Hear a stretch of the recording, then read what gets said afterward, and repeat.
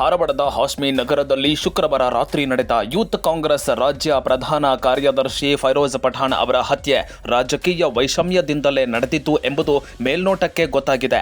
ಫೈರೋಜ್ ಜೊತೆಗೆ ಇರ್ತಾ ಇದ್ದ ಮೊಹಮ್ಮದ್ ಶಾ ಹಾಗೂ ಆತನ ಸಹಚರರಾದ ಗೌಸ್, ಸದ್ದಾಮ್, ಫರ್ವೇಜ್ ಸೇರಿಕೊಂಡು ಫೈರೋಜ್ನನ್ನ ಶುಕ್ರವಾರ ರಾತ್ರಿ ಬರ್ಬರವಾಗಿ ಕೊಲೆ ಮಾಡಿದ್ದಾರೆ.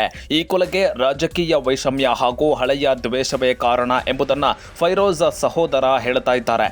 ಈ ಹಿಂದೆ ಮೊಹಮ್ಮದ್ ಶಾ ಹಾಗೂ ಫೈರೋಜ್ ಜೊತೆಗೆ ಇರ್ತಾ ಇದ್ರು. ಕೆಲ ಕಾರಣಗಳಿಂದ ಇವರಿಬ್ಬರ ಮಧ್ಯೆ ದ್ವೇಷ ಬೆಳೆದಿತ್ತು. ಶಾ ಕೂಡ ಧಾರವಾಡ ಗ್ರಾಮೀಣ 71ರ ಕಾಂಗ್ರೆಸ್ ಜಿಲ್ಲಾ ಅಧ್ಯಕ್ಷನಾಗಿದ್ದಾನೆ. ಇಬ್ಬರು ಒಂದೇ ಪಕ್ಷದಲ್ಲಿ ಇದ್ದವರು. ಈ ಹಿಂದೆ ಇವರಿಬ್ಬರ ಮಧ್ಯೆ ಜಗಳ ಆದಾಗ ಉಪನಗರ ಠಾಣೆಯಲ್ಲಿ ಪರಸ್ಪರ ದೂರುಗಳು ಸಹ ದಾಖಲಾಗಿದ್ದವು.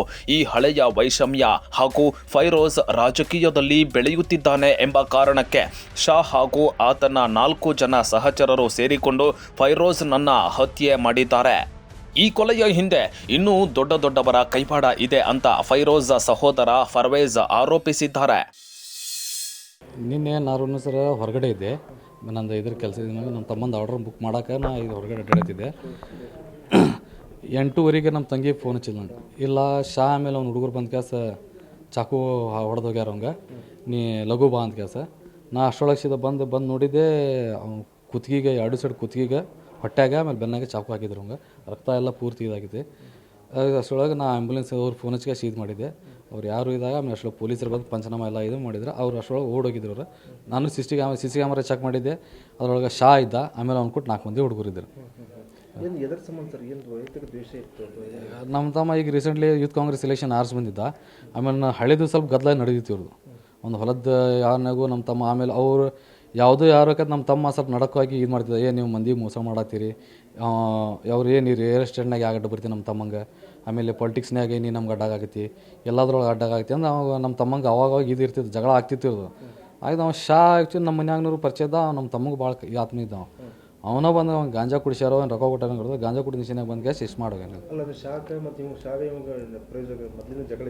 ಮೊದಲಿನಿಲ್ಲ. ಇಬ್ಬರು ಕೂಡ ಇರ್ತಿದ್ರು. ಅವರು ಕೂಡ ಅಡ್ಡಾಡ್ತಿದ್ರು.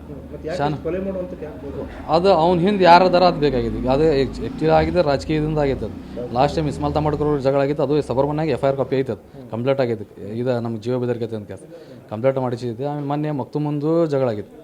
ಅದು ಇದು ಮಾಡಿಸಿದೈತಿ. ಅವಾಗೂ ನಮ್ಮ ತಮ್ಮ ಮಕ್ತುಮಿಗೆ ನಮ್ಮ ತಮ್ಮನ ಒಳಗೆ ಹಾಕ್ಸ್ಯಾನ ಹಂಗೆ ಹಿಂಗೆ ಇದಾಗಿತ್ತು. ಅವಾಗ ಬೆದರಿಕೆ ಬಂದಿತ್ತದ.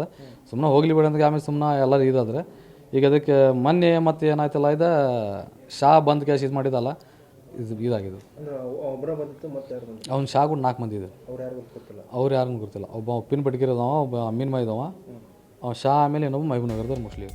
ಒಟ್ಟಾರೆ ಮೊಹಮ್ಮದ್ ಶಾ ಹಾಗೂ ಫೈರೋಜ್ ಮಧ್ಯೆ ನಡೆದಿದ್ದ ಗಲಾಟೆ ಮತ್ತು ರಾಜಕೀಯ ವೈಷಮ್ಯವೇ ಈ ಕೊಲೆಗೆ ಕಾರಣ ಇರಬಹುದು ಅಂತ ಮೇಲ್ನೋಟಕ್ಕೆ ಗೊತ್ತಾಗಿದೆ. ಕೊಲೆ ಮಾಡಿದವರು ಯಾರು ಎಂಬುದು ಗೊತ್ತಾಗಿದೆ.